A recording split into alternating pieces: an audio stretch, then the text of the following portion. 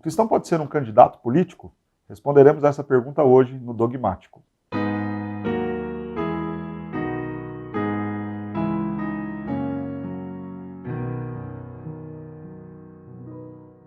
Quando nós pensamos na ideia de liderança, na ideia de governo, em alguma medida nós temos isso de forma muito negativa. Esses são os efeitos da queda para uma realidade positiva por Deus entregue ao homem lá no Éden. Quando Deus criou o homem, disse a ele: dominem, façam tudo aquilo que é bom e cuidem da minha criação.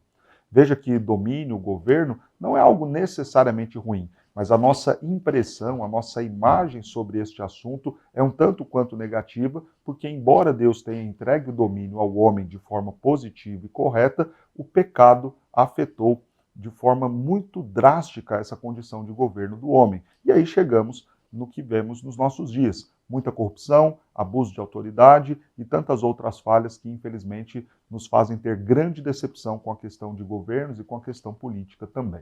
Mas será que isso é o suficiente para dizer que, de forma nenhuma, um cristão pode se envolver com política e até mesmo ser um candidato? A nossa resposta para isso, para essas decepções, é não, não é por conta de toda a decepção que o cristão necessariamente tem que se afastar da vida política. E sim, o cristão pode ser um candidato. Mas eu quero que a gente considere alguns textos bíblicos para nos orientar sobre isso.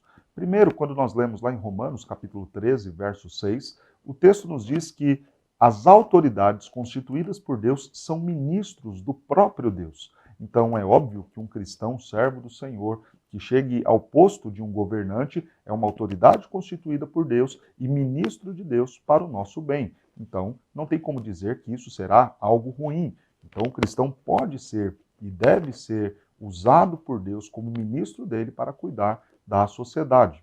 Quando nós olhamos para a própria Escritura, nós temos exemplos de grandes estadistas. A figura de Moisés, a figura de Davi e outros tantos bons reis que poderíamos citar, que foram usados pelo Senhor para o cuidado do povo. Então, ser um estadista, ser um político, não há mal nenhum nisso. Nós consideramos que isso é bom. Veja o exemplo de Daniel, o exemplo de José, homens que foram colocados no poder, colocados dentro de governos, mesmo de ímpios, mas que fizeram um trabalho excelente, governaram com excelência e glorificaram a Deus por meio dos seus postos. Mas quando lemos a Escritura no texto de Deuteronômio, capítulo 17, versos 16 em diante, nós temos algumas orientações importantes sobre o proceder daqueles que governam. Diz o texto: porém este não multiplicará para si cavalos, nem fará voltar o povo ao Egito para multiplicar cavalos. Pois o Senhor vos disse: nunca mais voltareis por este caminho. Tampouco para si multiplicará mulheres, para que o seu coração se não desvie. Nem multiplicará muito para si prata ou ouro.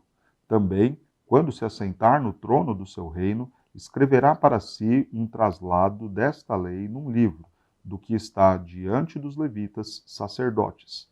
E o terá consigo e nele lerá todos os dias da sua vida, para que aprenda a temer o Senhor, seu Deus, a fim de guardar todas as palavras desta lei e estes estatutos os cumprir.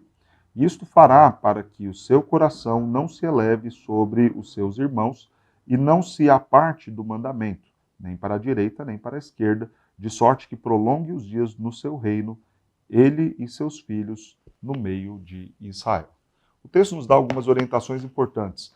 Cuidado, você que pensa em ser candidato, que pensa em se envolver com a vida pública, cuidado com as riquezas. O texto fala: não se apegue a ouro e prata, não acumule para si cavalos, um zelo que devemos ter para não cair no mal da corrupção. Viva com aquilo que Deus lhe entregar de forma justa, correta, lícita. Não se envolva em nenhum tipo de maracutaia. Não entre na ambição dos nossos dias, mas seja honesto, seja justo. Não acumule para si riquezas. Aliás, isso tem a ver com o nosso papel enquanto cristãos, como um todo. As nossas riquezas, os nossos recursos devem ser usados para o bem, para o reino, distribuir isso para aqueles que necessitam. Então já não é para o cristão esta ideia de acúmulo de riquezas, muito menos então para aquele que opta por viver da vida pública. O texto também diz para ter cuidado com a imoralidade, cuidado com o envolvimento de muitas mulheres e essa ideia, um tanto quanto precária e triste, de uma conduta moral suja, vergonhosa. Cuidado com isso. Mas o principal conselho aqui no texto, para você que quer ser candidato, que quer se envolver na vida pública, ame ao Senhor, tema ao Senhor e sempre se apegue à palavra dele. Não se desvie da palavra do Senhor nem para a direita, nem para a esquerda. E o texto vai nos colocar dois motivos do porquê isso deve ser feito. Primeiro, para que você aprenda a olhar o seu próximo como de fato um servo dele, e todo governante deveria se ver assim, não como alguém que se vale ou ganha com o poder, mas alguém que usa o seu cargo, a sua condição para servir o próximo, para amar o próximo, para não se ter como superior a ele, mas como um verdadeiro servo. Assim deveriam ser os nossos governantes e também para ter sucesso em seu governo. Quando você, na condição de governante, se aplicar e se ater à palavra de Deus, certamente o seu governo vai ser bom, vai ser um governo que terá sucesso e que será positivamente reconhecido. Algumas aplicações importantes para nós considerarmos aqui como Igreja do Senhor. Primeiro, nós precisamos estimular os nossos jovens em relação à vida pública. Nós temos um discurso muito negativo sobre a política e sempre tendemos a colocar os jovens distantes disso. Não façamos mais. Estimulemos jovens cristãos sérios, comprometidos com a palavra, para que estes se envolvam na vida política e sejam grandes governantes. Segundo, nós precisamos treinar biblicamente os nossos jovens com princípios e valores da Escritura, para que quando estes alçarem nos cargos públicos, façam um excelente trabalho. Terceiro, nós precisamos estimular vocações. Olhar para os nossos jovens, bem aqueles que se destacam na liderança, que têm condições, capacitação, preparo para serem bons líderes, bons governantes, e estimular essa ideia da vocação deles para o serviço público, para o governo político. Por fim, precisamos orar pelas nossas autoridades.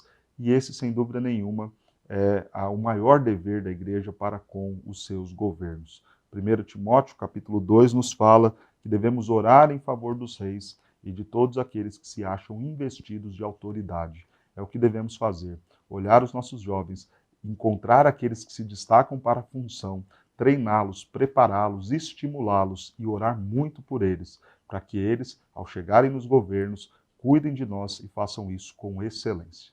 Que Deus nos abençoe, que Deus levante sobre nós bons candidatos, cristãos, homens sérios, comprometidos com a palavra, que vão governar muito bem o nosso povo.